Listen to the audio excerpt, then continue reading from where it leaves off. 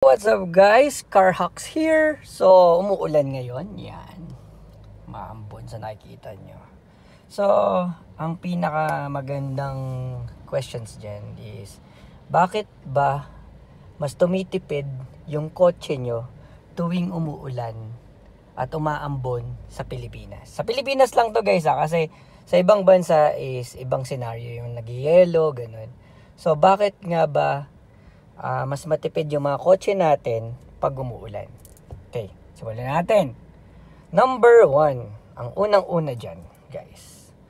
Pag magpapagas kayo, once na malamig yung climate natin, ang gasolina yung gasoline station is more dense. Kumbaga, mas solid.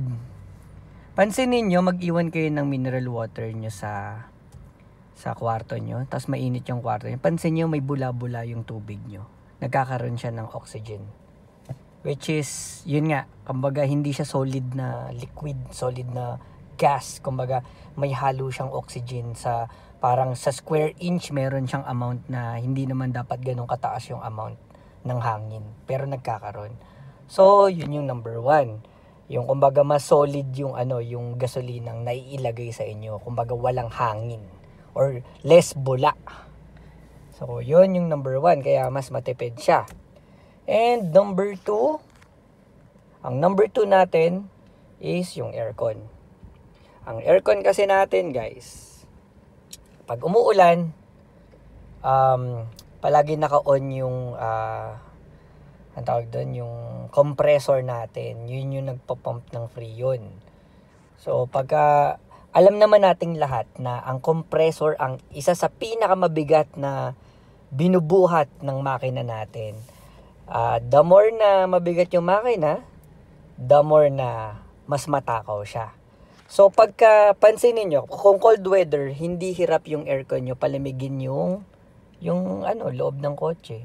So mas lesser yung times na naka-on yung compressor nyo compare sa mainit. Kasi pag mainit, nahihirapan siya palamigin, sinusunod nyo yung temperature, mainit, so nahihirapan, so palagi naka-on yung compressor. So, pag naka-on yung compressor, hirap yung makina, so magko-consume yan ng gasolina. Yun. Yung sample na rin is, kunwari, pag mas marami kang sakay sa kotse, mas matakaw yung gasolina. Kasi mabigat. O, ganun lang din yung logic nun. So, ayun yung pangalawa. And ang pangatlo. Ano nga bang pangatlo? Ayun, ang pangatlo, eto, teorya ko lang to. Pero, hindi pa to napoprove o kung ano man. Pwede nyo ako, guys, i-correct . Kung mali ako, i-correct nyo ako. Kasi, ang pagkakaintindi ko dyan, sa hangin, once na mainit ang panahon, mas lesser oxygen yung square foot per air natin. Parang ganun. Parang sample na lang, 'di ba, sa dagat maraming namamatay na isda pag sobrang init. Kasi nawawalan ng oxygen yung tubig sa ilalim ng sa ilalim dagat, so kinakapos ng oxygen yung mga isda kaya namamatay. Parang ganun yung nakikita kong logic na sa kotse naman, syempre intake niyan 'di ba ang spark composed ng air, gas, yung oxygen, 'di ba? Oxygen and gas, 'di ba? Para mag-spark ng maganda, kailangan ng perfect ratio. However, yun nga kagaya sinabi ko, pag mainit ang panahon, kaya mas matakaw kasi hindi siya makapag-produce ng much oxygen. So, ang tendency yan nangyayari, nagdadagdag siya ng gasolina. So, yun lang sa akin. Correct nyo na lang ako. Mag-agree ako sa inyo kung ma-prove nyo na tama kayo. Kasi teorya ko lang naman yung last na reason. Kumbaga, yun yung sa nakikita ko lang. Pero kung i-correct nyo ako, alam ko mas maraming taong mas magaling sa akin. So, ayun. So, yun lang yung tatlong yun, guys. Yun lang yung tatlong rason sa nakikita ko pa sa ngayon kung bakit matipid ang mga kotse natin sa tuwing umuulan dito sa Pilipinas. Tuwing umuulan dito sa Pilipinas or malamig na panahon sa Pilipinas. Kung bakit Pilipinas lang? Kasi iba yung sa, kunwari, Michigan, or sa mga nag-i-snow na country. Actually, mas matakaw yung sa kanila compare sa atin. The reason behind, kasi, kunwari, nag-yelo.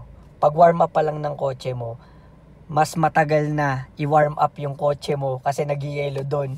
Compared dito sa Pilipinas, which is, ano lang tayo kumbaga, nasa gitna lang. Mabilis uminit, mabilis lumamig. Kumbaga perfect temperature nga daw tong lugar natin. Kaya yun, sa cold weather sa US or sa mga nag-snow na lugar, ibang usapan yun. Kasi, yun nga, pag start pa lang ng kotse nila, hirap na mag-start, hirap nang painitin yung oil. So, maganit, so kakain na ng gasolina.